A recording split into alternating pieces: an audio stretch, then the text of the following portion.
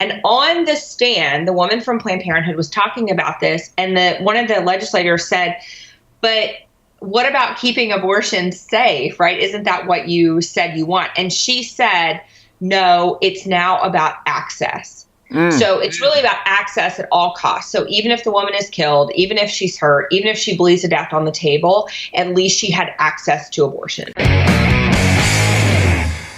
All right, very glad to have our next guest here. This is a long form today. And we do that every now and then with just some guests who you know what? I don't need to justify myself to you. I want to talk with this lady for a longer amount of time. She hasn't been on the show. I don't think for 3 years. She had been on the show back when it was in my den before it was daily. You can follow her on the Twitter at Abby Johnson. She's a former Planned Parenthood worker, author. She has a website, abbyjohnson.org, abortionworker.com. We'll be talking about that quite a bit today, and a movie coming out, unplannedfilm.com. Wow. Abby Johnson, thank you for being here. Thank you for having me. Well, I'm glad to have you back. You look bright-eyed and bushy-tailed. I hope you're in good health, good spirits. You know, I'm pregnant, so I have the pregnant glow, I think. Oh, yeah. Isn't it ironic? Plus, I have like a lamp back here that sort of gives me like the Trump glow. So yes. I look tanner than I really am. So long as it's not a UV lamp because of the pregnancy, we're fine. Either way, it's all a good thing. For people who don't know, and we've had you on the show before, but I think a lot of people who will be stumbling across this program here on YouTube might not necessarily know your background. You worked at Planned Parenthood, left, and wrote about it. I don't want to speak for you. Give them kind of a recap. Yeah, so I worked at Planned Parenthood for 8 years. I was a clinic director at one of the affiliate facilities out of Houston. Got involved as a college kid, didn't know much about Planned Parenthood, really got involved with them, loved what I was doing, believed we were doing the right things. In 2009, we were building, it's now in operation, the largest abortion facility in the Western Hemisphere. We were building an abortion facility that would abort babies through 24 weeks pregnancy for any reason. That was problematic for me because I knew we were now like in the point of viability for babies. A few months later, I had a meeting with my supervisor where I was instructed to double our abortion quota, the number of abortions that we had to sell to women coming in. And then a few months later, I was asked to come in and assist during an ultrasound-guided abortion procedure. Ultrasounds are not typically used during the actual abortion procedure. They're used before so that you can date the pregnancy so that you know how much to charge the woman for an abortion. Mm-hmm. But then the ultrasounds are rolled away. And the abortion itself is actually done in a blind sort of manner. Right. So I would imagine that's very important, obviously. It is important to those on the left. They've talked about not wanting women to see ultrasounds or not wanting to have to look at ultrasounds before performing an abortion, which to me would seem like a reasonable policy. Before we continue with that, I think I do want to touch on that because it's extremely relevant given what just happened in New York. The Reproductive Health Act just passed. For people who don't know, I think the bill actually broadens this, if I'm not mistaken, a health exception for abortions up to, as you just mentioned, 24 weeks. That's up to 9 months of pregnancy for age, economic, social. There's a list on the website. Do I have that about right? So you can have an abortion for any reason up until 24 weeks, which is 6 months of pregnancy. And then after 24 weeks, so from 25 to 40 weeks, so, you know, the date of birth, right. You can have an abortion for basically anything because they quantify it as health of the mother, which can literally be anything. So if I'm feeling stressed, that is impeding my health. Right? If I'm feeling anxious, that's a reason. If my boyfriend ran out on me, certainly that's causing me emotional distress. So that's a reason. So you can now kill a baby through the date of birth in the state of New York. Right. So abortions up to 24 weeks with broad health exceptions up to birth. It's like a medical marijuana card, except killing babies. They're like, well, I got back pain. Give me pot. Yeah. It's like, I got back pain. Kill the baby. Pretty much. Yeah. Exactly. And, you know, there are already some states that have this exception. One of the things that makes New York a little bit different. So Colorado allows, no surprise, but Colorado allows abortion up until the date of birth as well. One of the differences, though, with the New York law is that now it's expanded so that it doesn't have to be physicians actually performing the abortion, which is similar to what we saw in California. So in California, nurses can now perform abortions on women. It's now the same in New York. So we don't even have physicians performing these abortions on women who go in anymore. That seems to be moving away from safe, legal, and rare, right? They said if you don't have this legal and available to everyone, we'll be doing back alley abortions with coat hangers. And now they're saying, well, it's legal, but nurse practitioner is good enough. So we saw that in California specifically. So a few years ago when that bill passed, through the legislature, Planned Parenthood had actually done a pilot study with nurses performing abortions. And what they had found, no surprise, and this is not to diss on nurses because I love, love, love nurses, but they are not as skilled in performing surgical procedures, right? They're not trained to perform surgeries when they're going through school. So what Planned Parenthood found in their pilot study was that there was an increased risk of hysterectomy on women who had abortions performed by nurses, increased risk of infection because of fetal products still left in the womb. There were all of these complications, increased risk of uterine perforation. And on the stand, the woman from Planned Parenthood was talking about this, and one of the legislators said, but what about keeping abortions safe, right? Isn't that what you said you want? And she said, no, it's now about access. So it's really about access at all costs. So even if the woman is killed, even if she's hurt, even if she bleeds to death on the table, at least she had access to abortion. Right. And I understand that you're not dissing on nurses, but I will for a couple of minutes here. I just had a nurse hook up an IV and miss the vein the first time, and then the second time missed it to the point where I had to be holding it, and the doctor came in, redid it. I had to be holding this thing at the right angle for about an hour, and my arms, it was swollen like the head of the guy from the Goonies for about half a day when I had to sit there in Nevada. So yeah, I don't, when I'm at a restaurant and they say, hi, this is my shadow or apprentice, a server, they're like, do you mind if she or he takes your orders today? I say, I do. Send them away. I want the best server humanly possible right now because I don't want you to risk bringing my sidecar out with too much Cointreau. That's how strict I am. When it would come to abortion, it seems as though, to me, if we're talking about safe, legal, and rare, if we're talking about wanting to increase, I hate to use the word quality or safety or health standards of abortion, that this would fly in the face of what so-called feminists have fought for years. For sure. And we actually, through my ministry, it's really not part of our mission, but we say our mission is mission drift. We started looking at inspection reports from abortion facilities. So inspection reports that come from the state. We took all of them together. We got them through FOIAs in each state. We put them all together on a website. People can go. It's called checkmyclinic.org. And you can see Planned Parenthood clinics, individual clinics. They're not sterilizing instruments that are being used woman to woman. Some of these clinics are washing. Why not, though? Why not? I mean, I sterilize a needle if I have a hangnail. Why don't they? It seems that would be pretty easy. Just no time. So many abortions? They can't sterilize the equipment? Yeah, well, it takes about 45 minutes for a full autoclave cycle to run. Okay. So most clinics have about 20 packs of instruments, and a lot of clinics are performing 50, 60, 70 abortions a day. So you don't have time to continue to run the packs. So some of the clinics are washing the instruments in Dawn dish soap and saying that that's sanitary enough to put inside another woman. There was a clinic that had rat holes where they could see rats coming in and out of the building. And this is where the abortions were actually taking place. Why isn't this secular feminist movement up in arms saying this is bad for women? It doesn't make any sense. Okay, a couple things. Did you just say Dawn? Because if I'm not mistaken, I've seen commercials saying gentle enough to use on this duck, a victim of the BP oil spill. I want some kind of solvent that would strip the varnish off a Foot Locker when it comes to performing abortions. Second, I have to argue on behalf, I guess, of leftists who wouldn't be here, who say you're taking extreme examples to make a point. This is not common. Would there be some validity to that claim from them? It's so common. And if they go to the website, you can look.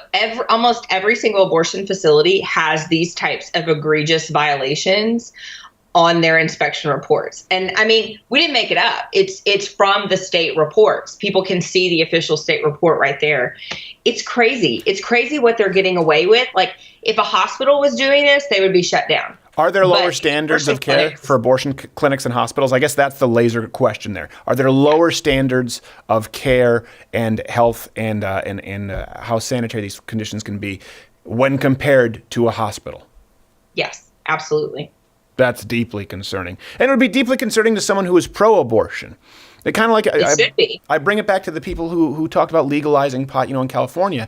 Now a lot of them still want to buy their pot illegally because turns out taxes are expensive. Like, but yeah, but now there are no contaminants. You know where it's grown and you know the concentration. Like, yeah, but it's like 3 times the price. And so I'm going to go buy something called OG Dream from a guy named Lil Cuz.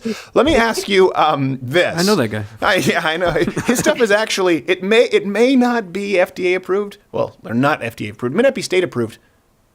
But he knows what he's doing. I will say that. Hydroponic, that guy knows what he's doing. He has a greenhouse in his walk-in closet. Let me ask you this.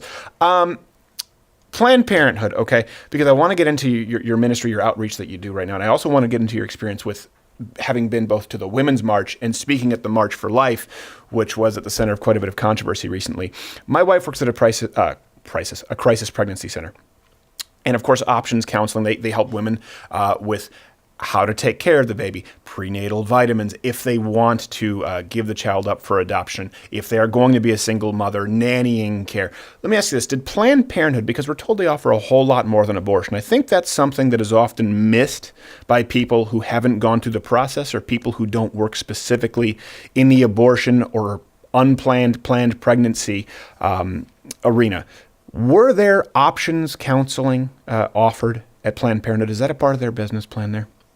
No, not at all. When I was trained to be a counselor at Planned Parenthood and counsel women who were coming in to have abortions, I was told not to introduce other options to them because women who come into Planned Parenthood know that they want an abortion.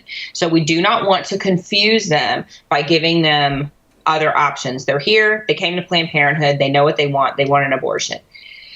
When I graduated with my master's degree in therapy, I noticed that on all of our documentation, it said that we provided options counseling, and I knew that wasn't true. So I said, look, we should actually do this. If we're going to say we do it, we should do it. So I write up this protocol to, how to provide professional options counseling to women who come in who are pregnant. I send it off to PPFA, Planned Parenthood Federation of America.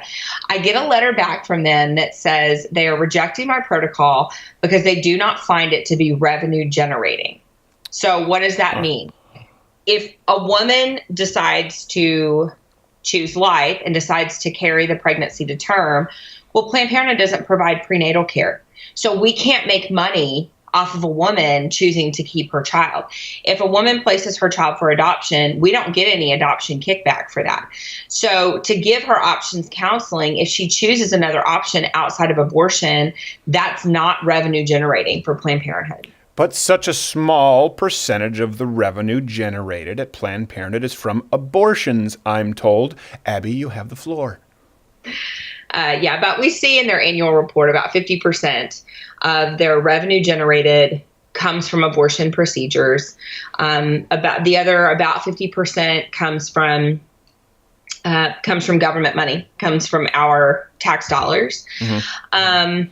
So they say it's such a tiny little percentage of what they do, yet it makes up half of their revenue. How does that happen? And it doesn't. I remember last time you explained, they add up these different services, which are clearly being performed for the abortion, but they separate them as line items. Right. So what they do, if I go into Planned Parenthood and I'm going to get my annual exam, right? Mm-hmm. I'm going to get a pap smear. I'm going to get a gonorrhea and chlamydia test, and I'm going to get... You say that so casually, but I'll go with you. But Hey, look, gonorrhea and chlamydia, everybody should get tested. Okay. So then I'm going to get 10 packs of birth control pills. Okay. So typically at any other doctor's office, you go in, you have one visit, you have 13 procedure codes. Okay. Mm-hmm. But that's not what they do at Planned Parenthood. They unbundle the service. So it looks like you came in for 13 separate visits. Then they do the opposite for abortion. So all of the things that you have during an abortion procedure, blood pressure, vital signs, RH testing, pregnancy testing, all of those, they do what they should be doing, and they bundle them all together and take all of those services for one visit. So we'll never actually know the real numbers that Planned Parenthood has. They have them, but we'll never know them because they will never give out the number of unduplicated clients that they see every year. If they did, we would see that probably about 50% of the services that they provide are actually they're actually abortion services. And why won't they give out that list?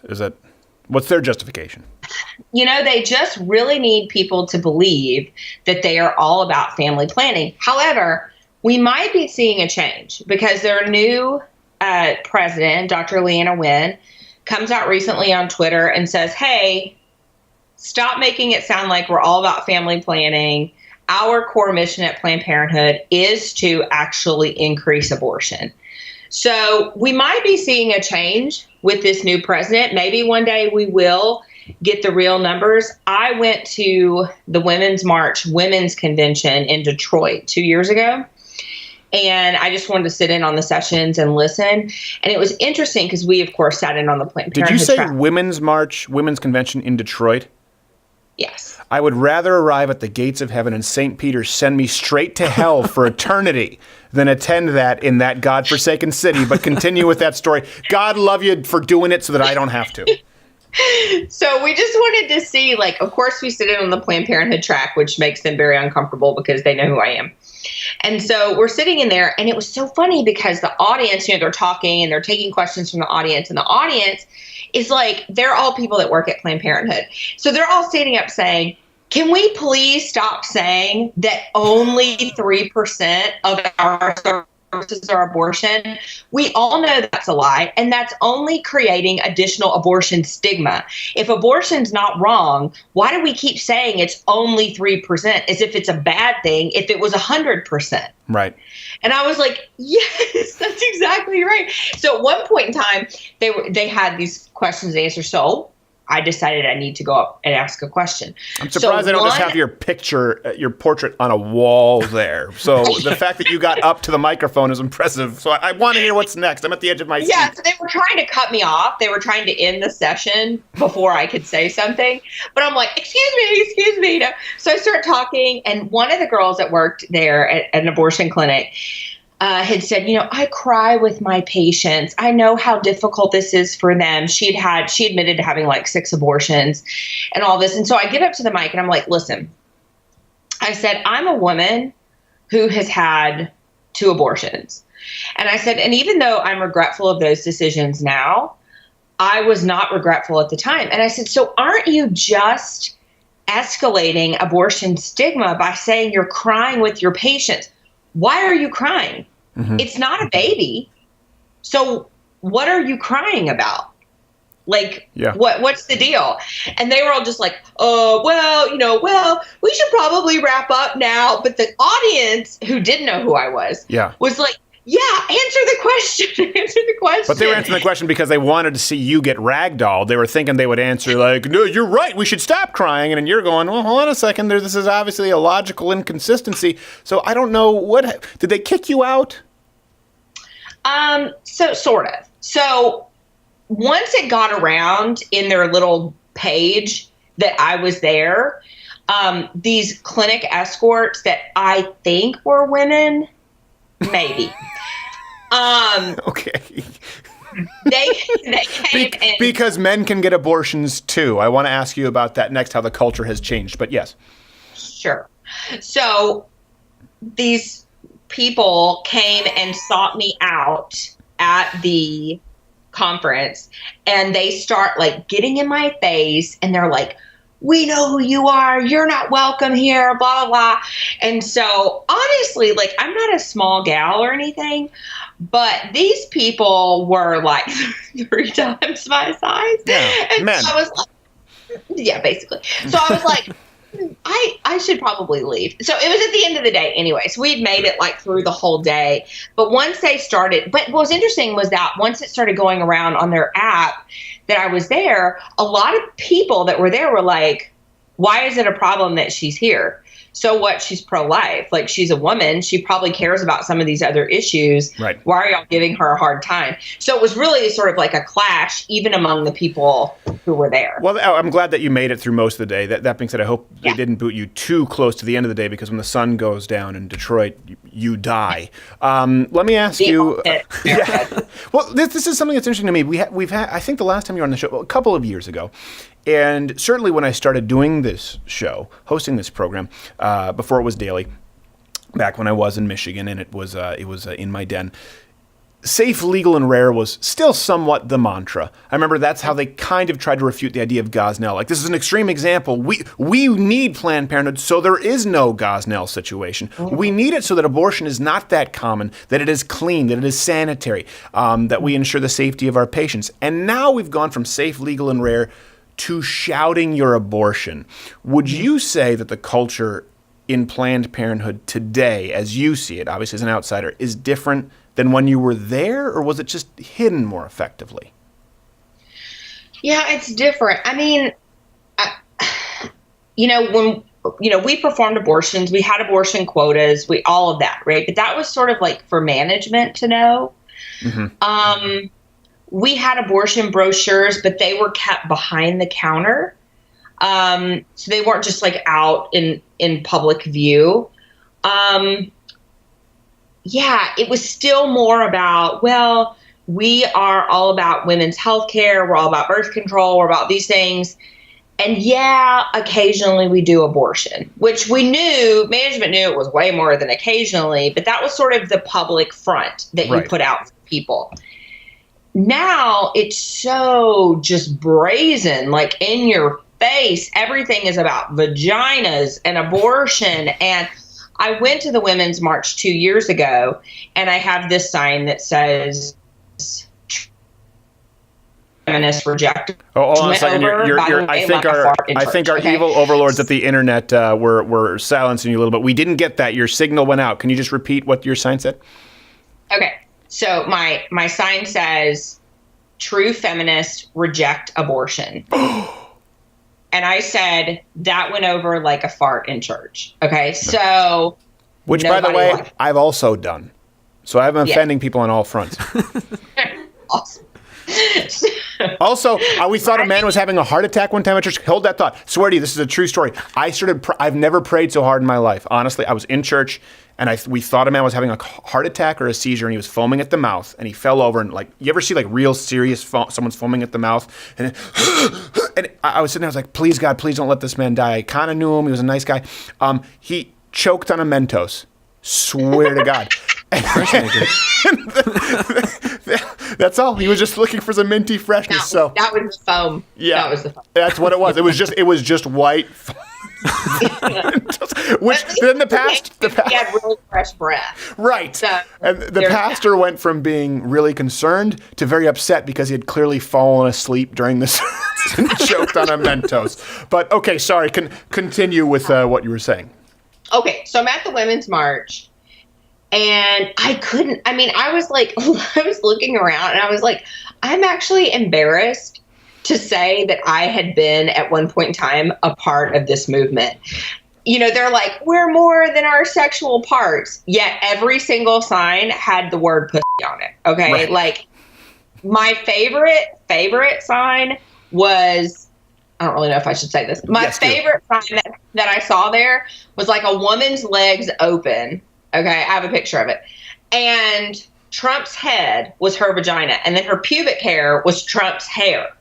Okay? And it's like, Trump, stay out of my pussy. And I'm like, girl, maybe girl. Yeah. He is not trying to be there. Okay? So.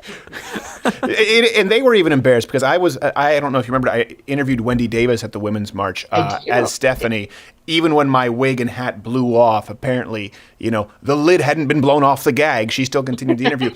But during that day, if you watch the video, there were a bunch of topless women out there, and they actually had a paper machine. There's no other way to say this.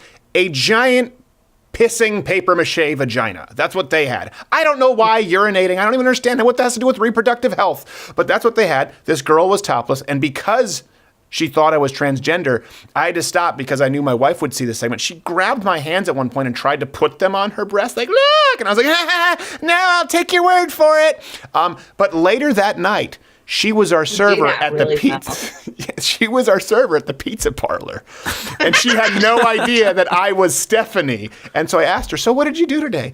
"Oh, nothing. I kind of checked out the Women's March." I said, "Oh, anything happened there?" No. She didn't say I was out there showing my tits to the entire city of Austin from the Capitol steps and tried to give a tranny the opportunity to grasp them, almost sexually harassed a transgender with my bare breasts. She was embarrassed by it. I would imagine that also translates to workers at Planned Parenthood when they're trying to teach their kids.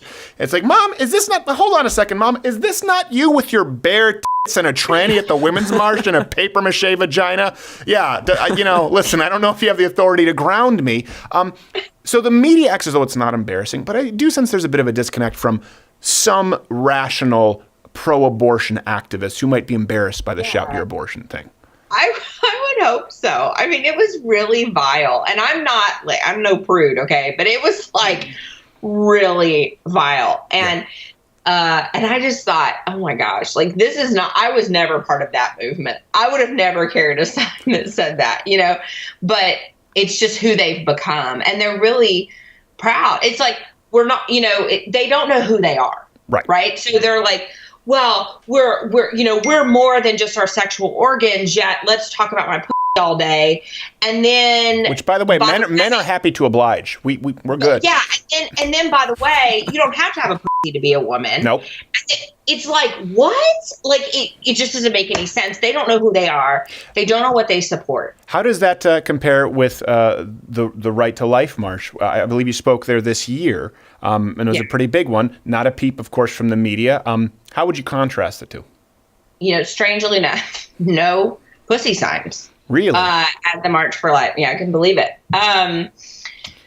It's just different. The Women's March is fueled by anger and hate. And really, it's not even a women's march. It's an anti-Trump march. I mean, let's just be honest. That's what it's about. That's a good point, yeah. Yeah, and like the pro-life, the March for Life is like, it's just really like joyful, and there's so many young people there. And, occasionally some Native American protesters that nobody knew was there.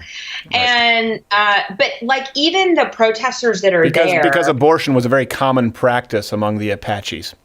Sure.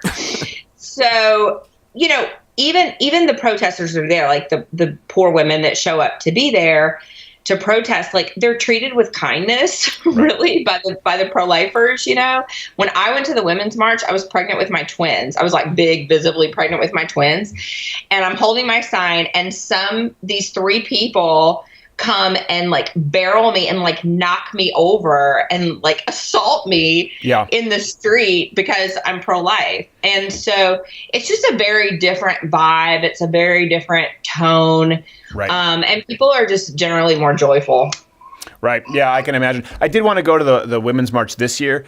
Speaking of vulgar displays, I like to use the system to subvert the system. A lot of people go, why are you telling dick jokes? Right? Well, the reason is because I know that these people use vulgarity, and we're certainly nowhere near. This is a PG-13 show.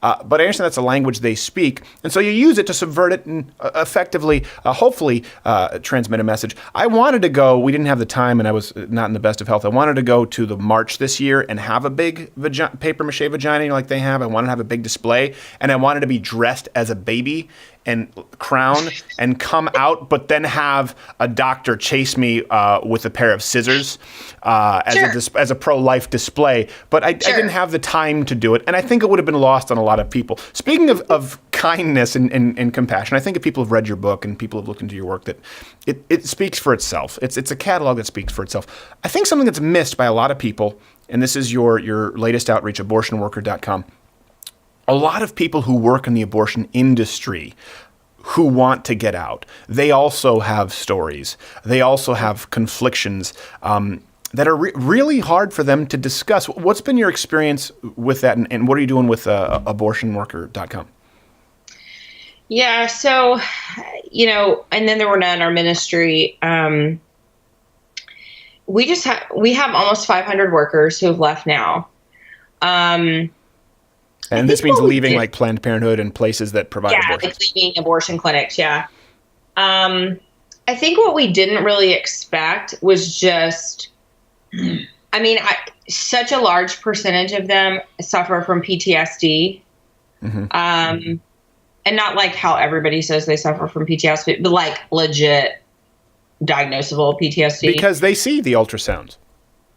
They see the ultrasounds. And not only that, but like we've had a lot of workers come to us from late term abortion clinics. Mm-hmm. And they're telling us like about babies that are born alive, that are suffocated to death. They're left to die crying on their own, like in a metal pan in the utility closet. Like there's just a lot of, there was one of our workers that came to us who there was a baby born alive at 23 weeks and they would not allow her.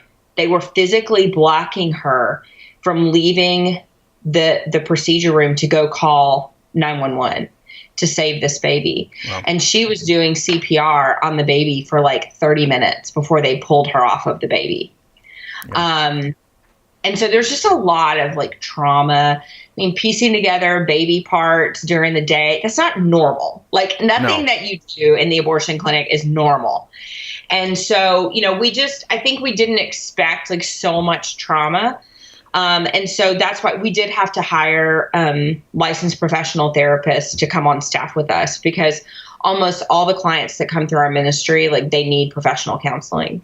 Well, that was going to be my follow-up question, because I know a lot of people will say, well, hold on a second. You're acting like this is, not without my daughter, and you're trying to pull them from some country, like they're a refugee. They are working at these clinics of their own volition. Why do they need you? What's the average person who comes to you for help? Why? What are they seeking when they say, hey, I need you to help me get out of this, as opposed to just walking in and giving 2 weeks notice? So the abortion industry tells them that if they ever leave, they'll give them a bad reference. And we've seen that over and over again. They try to like blackball them from the medical community.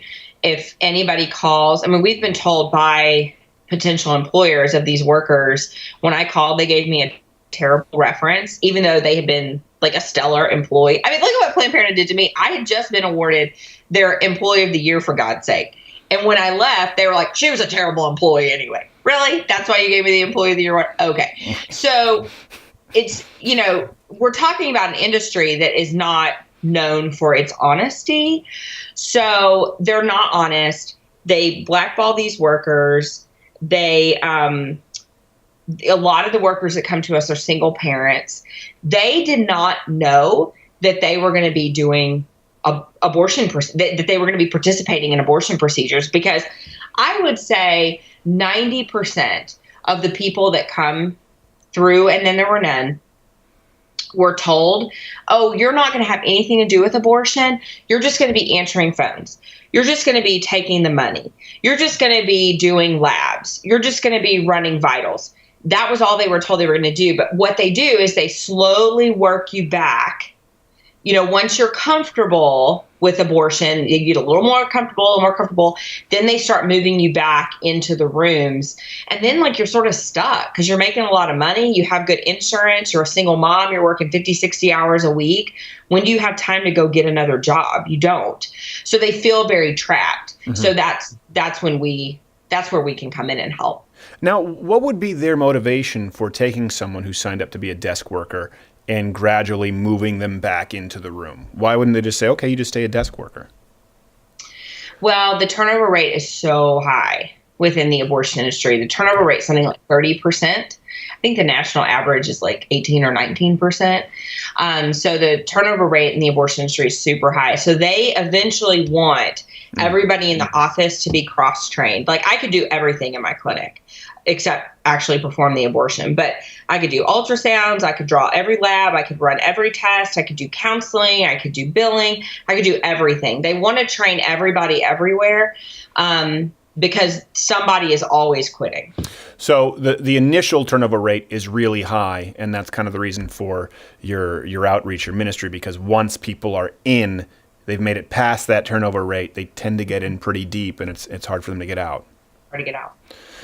Gosh, that is just harrowing to imagine. How many of these women, because you said they might get bad referrals, they might not get a good reference. Is that for the medical community at large, or if they want to go just to another abortion clinic? No, it's the medical community at large. Okay. We had a pro-life doctor who was willing to hire one of the medical assistants who had left, and he said, "I have never heard such a scathing reference from." And he said, and I know, they just, and that's illegal. Actually, what they were doing, talking about her personally, that's illegal. Like, the only thing you're supposed to give is like the day they started, the day they left, how much they made, and if they're rehirable.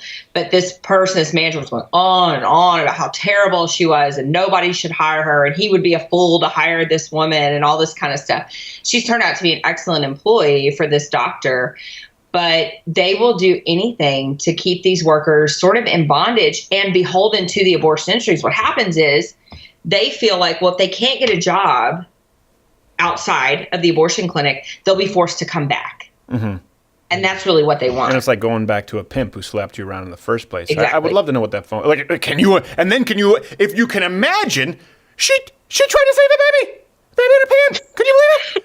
I wouldn't let her within a mile of any medical facility. Let me ask you this. She actually wanted us to sterilize the instrument. Can you believe it?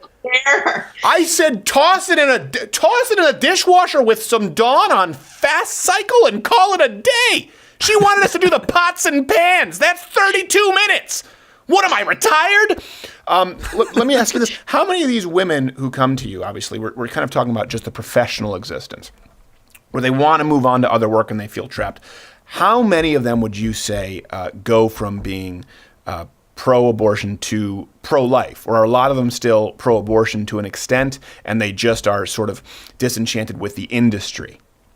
No, I would say almost all of them.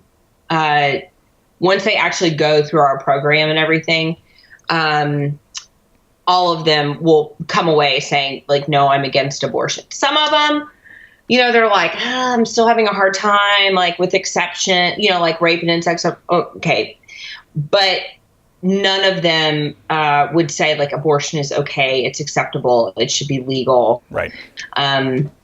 They see the damage that was done to women inside of these clinics, and they want to walk away from it. And a lot of them then start speaking out. And we have some women, like we have 2 people who worked for Kermit Gosnell's clinic, who actually went to prison for 3 years for murder charges.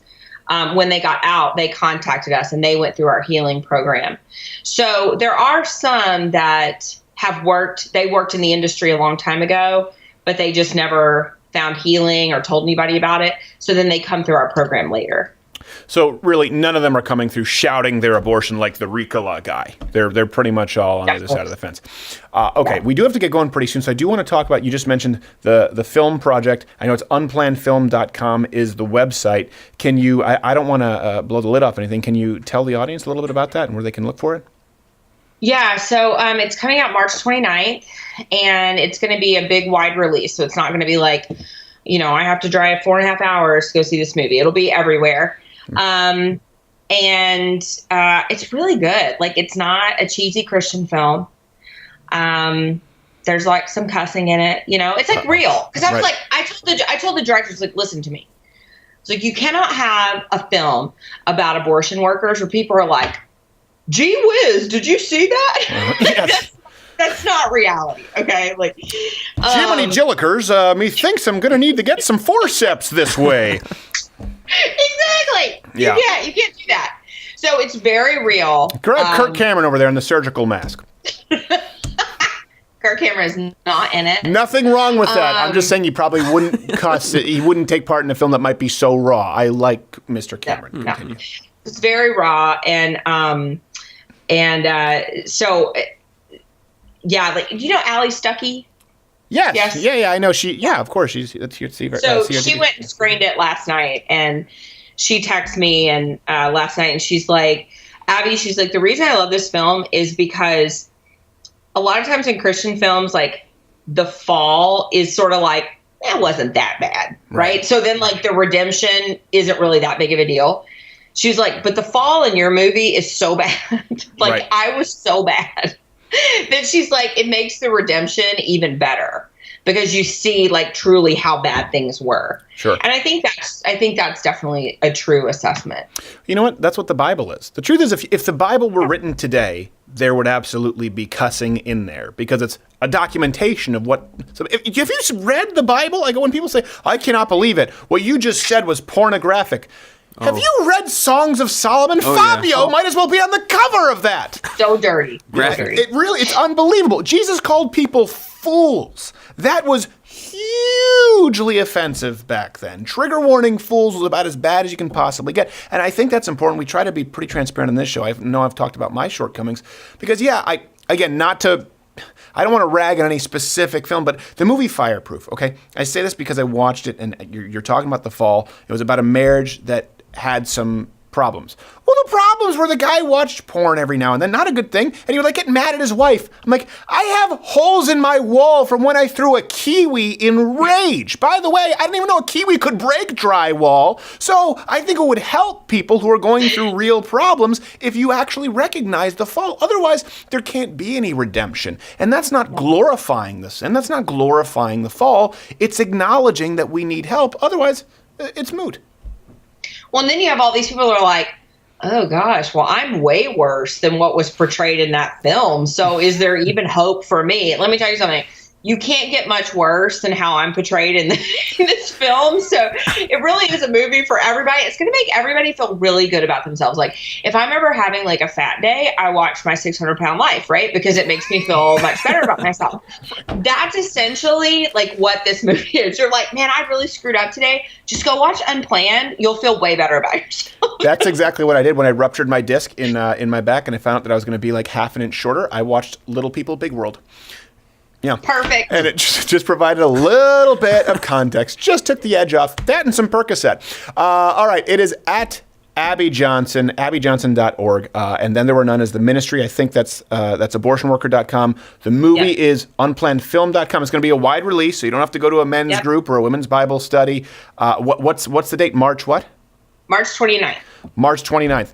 I am definitely going to go and see that film. I'm looking forward to it because I know I've been following, I've been following your work here for a while, and I encourage everybody else to. Hey, Abby, thank you so much for being here, and keep up the good work. We appreciate it. Hey there, here I am drinking from my mug in a button-down. How often do you see this? Never. So do me a favor and yourself, click one of these videos playing one of these boxes here, or subscribe, hit the notification bell also, because subscriptions don't really mean a whole lot. If you really want to support the show, join my club. If you don't, then there's no helping you.